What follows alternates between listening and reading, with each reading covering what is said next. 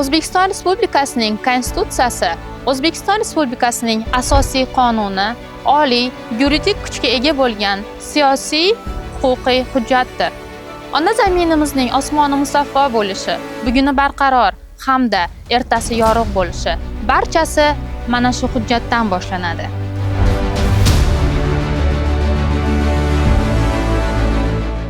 Konstitutsiyamizning 11-moddasiga ko'ra, O'zbekiston Respublikasi davlat hokimiyatining tizimi qonun chiqaruvchi, ijro etuvchi va sud hokimiyatiga bo'linish prinsipiga asoslanadi. Davlat hokimiyatining bo'linish prinsipi demokratik va umuminsoniy qadriyatlar asosida rivojlanish uchun eng asosiy tayanchlardan biridir. Konstitutsiyamizga muvofiq, qonun chiqaruvchi hokimiyat Oliy Majlis tomonidan, ijro etuvchi hokimiyat Vazirlar Mahkamasi tomonidan, sud hokimiyati esa Oliy sud va Konstitutsiyaviy sud tomonidan olib boriladi.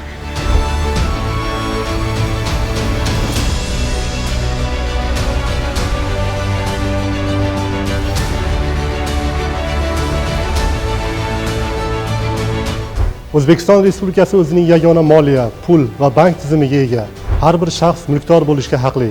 Bank operatsiyalari, omonatlari va hisobvaraqlarning sir tutilishi, shuningdek, meros huquqi qonun bilan kafolatlanadi. Bu O'zbekiston Respublikasi Konstitutsiyasida o'z aksini topgan.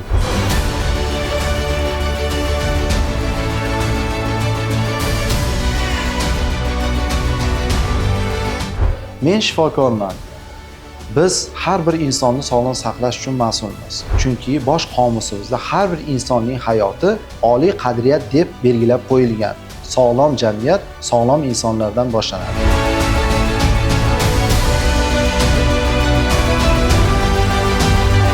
Men o'qituvchiman.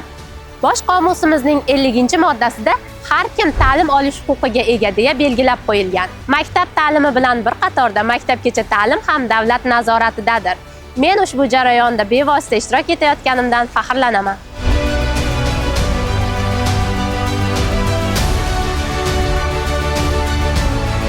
Men huquqshunosman.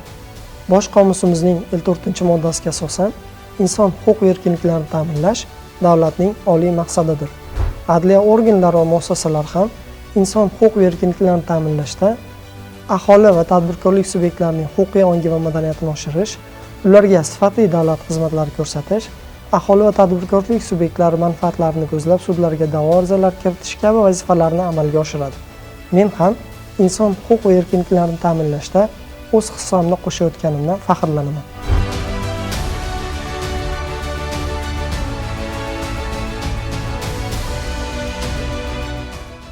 Men ijtimoiy xodimman. Konstitutsiyamizning 57-moddasiga ko'ra, mehnatga layoqatsiz va yolg'iz keksalar, nogironligi bo'lgan shaxslar hamda ijtimoiy himoyaga muhtoj aholi qatlamining alohida himoyaga olinganligi davlat tomonidan belgilab qo'yilgan. Mazkur toifadagi shaxslarning ehtiyojlarini mustaqil ravishda qondirilishi, imkoniyatlarining kengaytirilishida samarali ravishda ishtirok etayotganimdan juda ham mamnunman.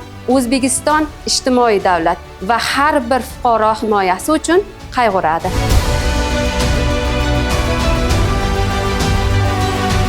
Men davlat xizmatchisiman. O'zbekiston Respublikasi Bosh qomusining 58-moddasida xotin-qizlar va erkaklarning teng huquqliligi konstitutsiyaviy norma sifatida belgilangan.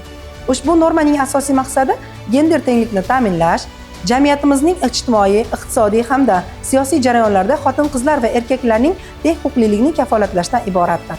Ushbu huquqdan foydalangan holda bugungi kunda siyosiy jarayonlarda faol ishtirok etib, men ham jamiyatimiz rivojlanishi uchun o'z hissamni qo'shib kelmoqdaman.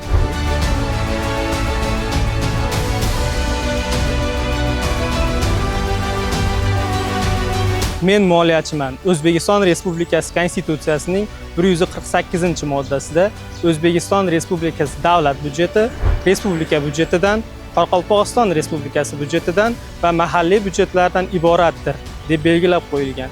Shuningdek, O'zbekiston Respublikasi davlat byudjetini shakllantirish va ijro etish tartib-taomillari ochiqlik va shaffoflik prinsiplariga asosan amalga oshiriladi.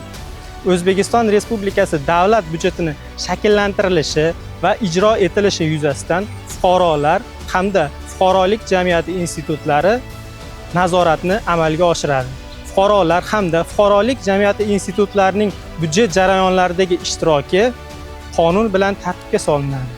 bevosita iqtisodiyot va moliya bosh boshqarmasi xodimi sifatida ushbu konstitutsiyaviy me'yorlarni amalda qo'llanilishi hamda ro'yobga chiqarilish jarayonlarida ishtirok etayotganimdan bag'oyat mamnunman. 8 dekabr O'zbekiston Respublikasi Konstitutsiyasi kuni muborak bo'lsin.